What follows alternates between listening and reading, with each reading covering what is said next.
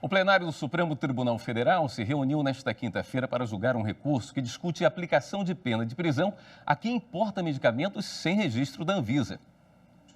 A sessão começou com o plenário definindo as teses de repercussão geral dos recursos extraordinários que tratam da chamada cota de tela e da regra que determina que 5% dos programas culturais, artísticos e jornalísticos sejam produzidos no município para o qual foram outorgados os serviços de radiodifusão, ambos declarados constitucionais pelo plenário. Ficaram definidas as seguintes teses. São constitucionais a cota de tela, consistente na obrigatoriedade de exibição de filmes nacionais nos cinemas brasileiros, e as sanções administrativas decorrentes de sua inobservância. São constitucionais os procedimentos licitatórios que exijam percentuais mínimos e máximos a serem observados pelas emissoras de rádio na produção e transmissão de programas culturais, artísticos e jornalísticos locais, nos termos do artigo 221 da Constituição Federal de 1988. No item seguinte da pauta, o plenário passou a julgar então a constitucionalidade da pena de prisão prevista no Código Penal para quem importa medicamento sem registro da Anvisa. O caso chegou ao STF após a condenação de um homem que trouxe ao país um medicamento usado para disfunção erétil sem a documentação exigida em lei.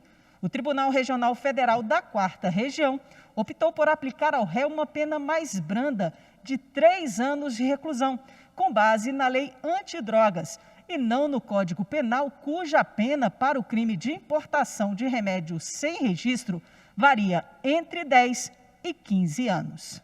Tanto o Ministério Público Federal quanto o réu recorreram ao STF contra a decisão do TRF4. O Ministério Público entende que não cabe ao Judiciário combinar previsões legais e criar uma terceira norma para aplicar a pena sob pena de ofensa aos princípios constitucionais da separação dos poderes e da reserva legal. O réu, por sua vez, sustenta que a decisão do TRF4 de substituir a aplicação do Código Penal pela lei antidrogas acabou impossibilitando a punição aplicada a ele. O relator, ministro Luiz Roberto Barroso, destacou no voto que o Código Penal equipara situações que são bastante distintas. Para Barroso, a mera importação e comercialização de um medicamento que não esteja registrado na Anvisa é punida com as mesmas penas do crime de estupro de vulnerável e até mesmo da falsificação ou adulteração de um medicamento.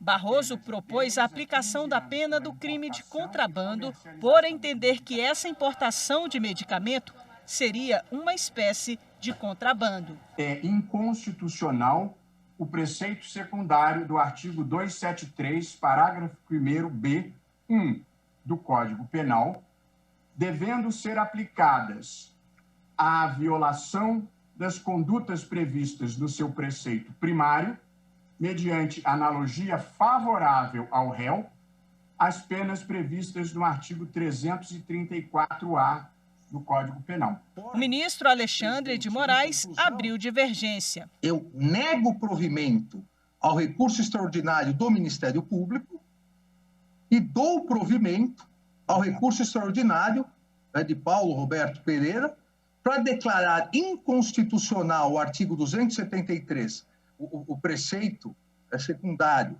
do artigo 273, parágrafo 1º B, na redação dada pela Lei 9677, de 98, aplicando-se o efeito repristinatório à norma, à declaração de inconstitucionalidade, retornando, como se nunca tivesse realmente saído do ordenamento jurídico, a redação original, que prevê a sanção de 1 a 3 anos, e determinando que o Tribunal Regional Federal da 4ª Região proceda à nova dosimetria da pena com base na lei original. O ministro Edson Fachin propôs outra análise do caso. A minha compreensão é de que o dispositivo do artigo 273 do Código Penal requer interpretação que preserve, num determinado sentido, a sua constitucionalidade. E, para isso, observo que a dimensão de criminalização das condutas previstas nesse dispositivo, que configure o ilícito apenas considerado perigo em abstrato, tendo como resposta penal mínima de 10 anos, viola o núcleo essencial de outros direitos fundamentais. Em seguida, a sessão foi suspensa.